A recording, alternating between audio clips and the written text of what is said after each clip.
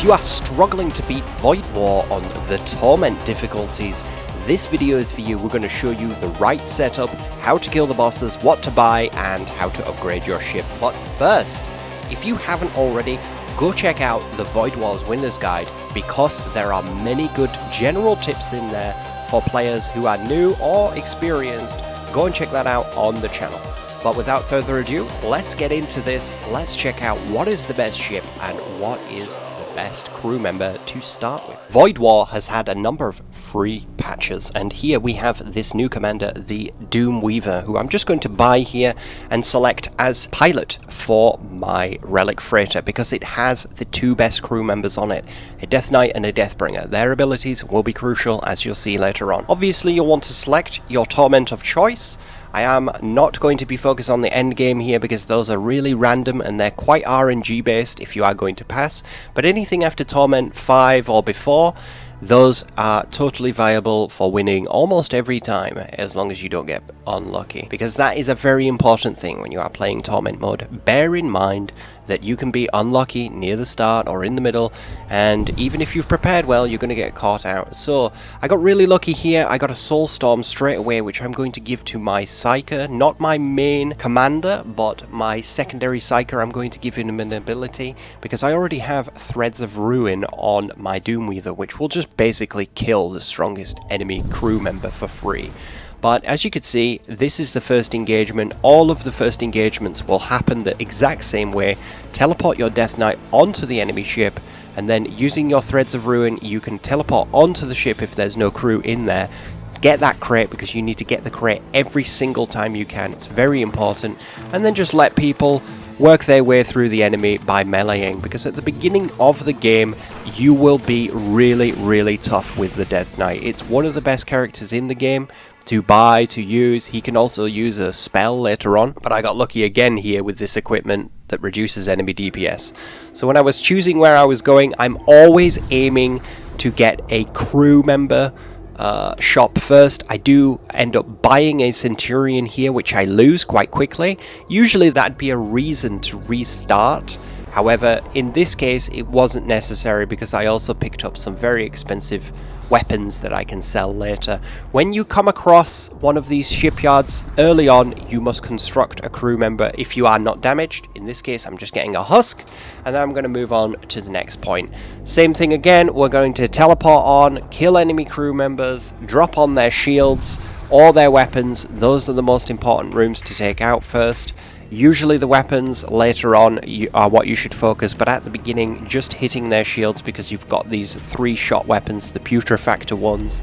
They can do good damage, but really most of your damage and most of your ship destroying abilities are based on your crew abilities. But as you can see here, I also have the Soulstorm that I can use, which is for 3 points of damage. Very lucky that I got that early on. And make sure that you are not destroying your crew as soon as someone is at half health. Maybe a bit less if they're a Death Knight, because they can take a lot of damage. Teleport them off the ship, and bear in mind that you are in Torment mode, so the enemy crew will be quite a bit stronger. But as you can see, this ship gets destroyed by the Soulstorm. It's a very powerful ability, the level 3 Soulstorm. The Soulstorm that only does 1 damage is not that important, but all important now, this is how you win Void War in any playthrough, but especially in Torment. Very carefully select what you want to buy. In this case, I knew I would need a missile at some point. It's good to get it early on, and always remember that every time you buy a missile, you're going to get a free template of a missile that you can sell for 5 and use to buy a better missile. So the default missile is never really what you want to go with. You want to be buying a better missile. I believe I bought the Flare in this case, and I also saw that he had a spell, Rejuvenate, a heal spell, one of the best abilities in the game. You need it on every playthrough. Basically, if you don't have heal, you are going to lose a lot of crew members, and before you make a jump into a dangerous area, you're going to be dropping both or some of your heals to get your crew and resting rate health up as much as you can. It's often worth waiting until you can use both charges to heal people, but look at this engagement here.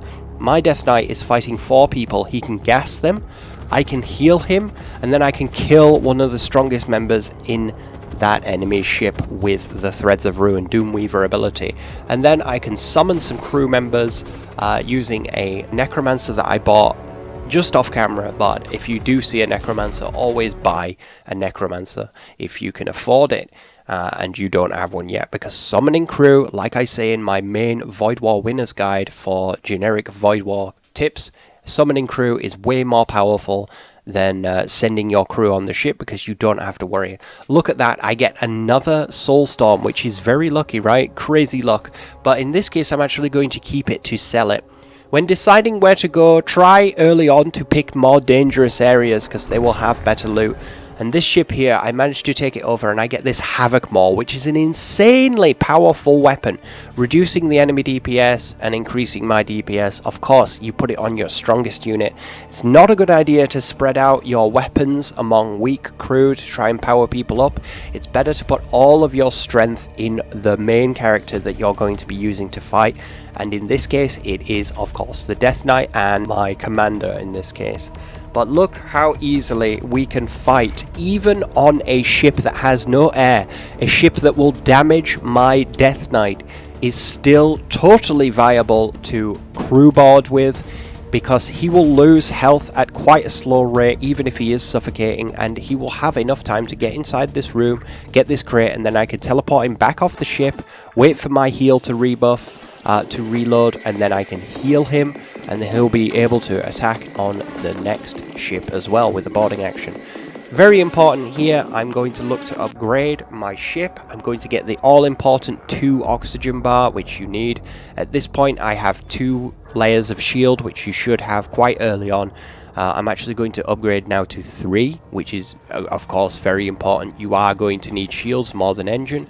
Engine becomes more important later on, but I've even depowered my engine by 1 so I can fully power up my shields. Here at this next merchant, we don't quite have enough money to buy what we want, so we held on to that Soulstorm so we can sell it for 30, and I really want to pick up Mind Bolt here because that ability is amazingly powerful, and I have given it to my Death Knight to give him even more player killing, well, not players, but more character killing ability. He can drop this on a crew member and do extra damage in an area. In a large room, that's a free kill a lot of the times for weaker characters. But as you can see here, I am once again boarding ships with no air, just so I can do as much damage as possible, get it out of the game, because I have the heal ability. It's not that risky to enter these ships, and of course summoning in my Skellybobs, my evil rot spawn, to come and collect up the enemy. I do actually use my Doom Deathbringer, whatever he's called, to jump in here to get this crate at the end, just before the ship is destroyed. It's always worth doing that because it's basically like getting 2 rounds of scrap rewards every time you get a crate. I will keep mentioning that, get the crates, because it really allows you to snowball. I got very lucky on my next merchant and I bought the Macro Lance, one of the best weapons in the game, because it starts pre-charged and it does crazy damage on the systems that it hits. And I also pick up here a Rift Bomb, which is really powerful. Opening up rifts will summon enemies into the enemy ship. I am also going to upgrade my sensors to level 2. Level 2 is usually enough. And once again here, because we're only maybe 2-3 jumps away from the enemy, I'm not going to jump straight into the most dangerous place. I'm going to go to the place that has the Death Cult in, because I am immune to a lot of poison weapons, which is really good. A lot of their abilities will focus on poisoning you, and if you are immune to that, obviously that's powerful. But look at how powerful we have become here. I can drop in on this ship, easily mop them all up, and when the strong guy comes into the room to fight my guy, I use the Doombringer's ability, the Doomweaver's ability, to simply kill the strongest unit in the room. That is so powerful. It's really going to ensure that you win. But they have boarded my ship here, which is no problem. You always just mob them when you can. Get 2 guys in there fighting almost any enemy, and they'll kill people. After we pop that guy and we get a nice 70 scrapper reward, it's off to the next merchant, where I discover the Greater Necromancer. This Imperial Sorcerer, he's very good because he has Fireball. However, he is very expensive. You can be more cost effective by actually buying a Necromancer, this Necromancer right here, but also buying the fireball and giving him that at the same time. It's cheaper than buying the other units, so we do that. Something really important to remember is you must buy the flasks, the summoning potions, and save them. Make sure that you have them all saved up. They are crucially important for the end game boss fight. It doesn't matter if they are powerful or not. It's better if they are powerful. Something like a Necrolurch or a Redeemer would be very good, but you need to buy them and stock them up. Do not use them. Save them for the boss fight because you are going to need them. It's crucial that you buy as many of them as possible. They are very cheap as well, so make sure you stock them up. Just off camera, there has been a few more purchases happened. I bought some Gorgothian Legionnaires. These are basically a little bit less powerful than like a Death Knight. No spells or anything like that, but they have good health, good damage, and they're a great general attack unit. Whilst you're waiting for your big summons to come in, look at this Necromancer. He's going to absolutely flood the enemy ship with units, and I'm going to be healing, recalling my guys over so that my living units are always topped up with health for the next engagement. But look at this, the crew and my weapons are extremely powerful. I didn't even need to use my macro lance here, just testing the power of my ship, and there you go. You can just rip through ships at this point. If you have made your build correctly, it should be playing like this. And now we have a choice between crew or ship ordnance. Once again, I'm going to go for crew, and I'm going to buy more strong boarding crew. These Gorgothian Legionnaires are not the ideal pick, but they are pretty good. So I'm going to pick these guys. I have tons of money, so I'm also going to buy them some armor because health is more important than damage in this game. Damage is good, but having high health units allows you to stay alive longer in combat. I am actually going to set up a room where I can summon all 4 of my guys onto the enemy ship anytime I need it. Swapping over some weapons that I've got, I'm now able to replace my starter weapons for some stuff that's a bit more powerful. You've got to play power up, power down with your weapons so that you can have your lance or your pre-charged weapons ready to fire straight at the beginning. Summon my crew straight over into the enemy ship. They're going to be spread around the ship with the Chaos Rift ability. Pausing the game every time now because now the engagements are going to get a lot more intense. You need to make sure that you are targeting their weapons to stop them damaging you, because over time those little shots that get through will slowly whittle you down. If you ever see a bombard or a missile bay, you must target it and damage it immediately. Take that down, take the weapons down, then take the shields down so you can work on their ship, but keep their weapons low. Keep their bombard and their missiles offline. Otherwise, you are going to be taking over damage, and every time you pull up to a shipyard, you're going to need to take the heal instead of getting the crew, or you're going to have to spend money to fix your ship. You've got to avoid damage at all cost in this game. It's better to lose crew than it is to take huge damage in many cases at this point, because you are not far from the boss battle where you will need all of your health stocked up, fully topped up ship, powerful ship. Look at this. They try to poison my crew, and much of my crew is immune to it.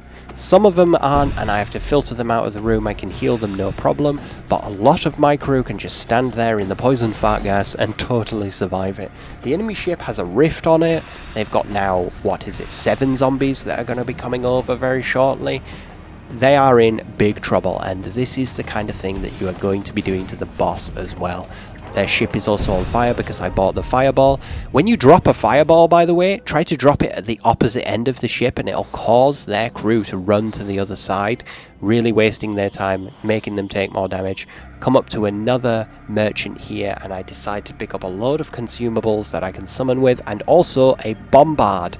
These are extremely important. One of the most powerful weapons in the game, especially when you upgrade it. A fully upgraded bombard is so powerful, it's well worth investing in. The Chaos Gods have decided that we must face the Blood Ship. So here we are, concerned with thralls and mind control, because they do have a mind control ability.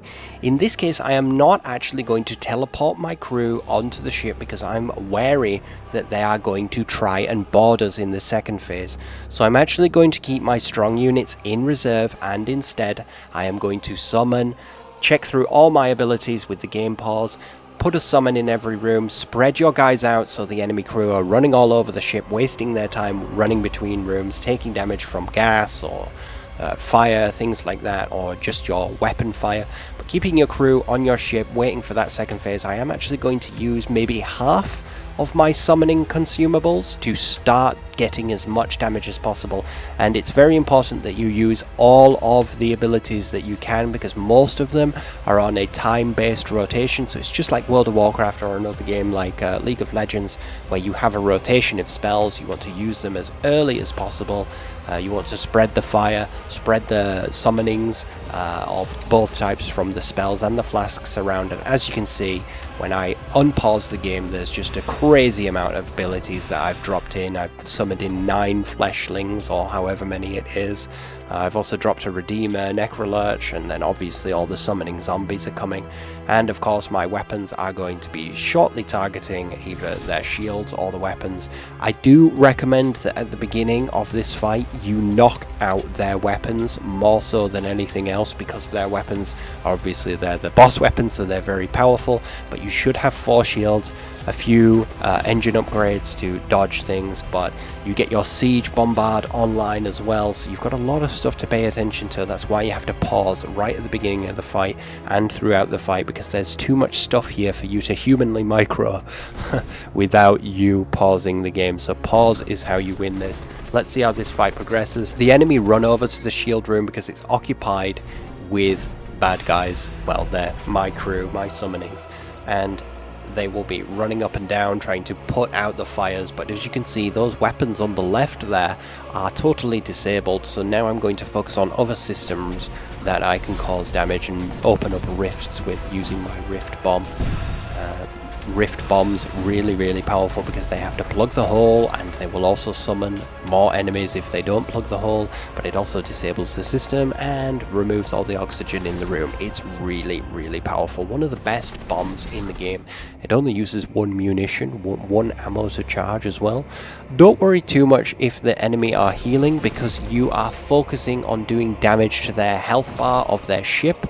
If you can kill the crew, that's great, but really you're focusing on damage. So you want to make sure any ability that comes off cooldown, like I said from the beginning, if you're coming off rotation, you want to refocus on that. So now the special event is triggered, and because I kept my crew in reserve, I have plenty of people to deal with the ship boarding. We're not really worried, not panicking too much, because we've got strong crew who are ready to take all of these tentacles out, no problem.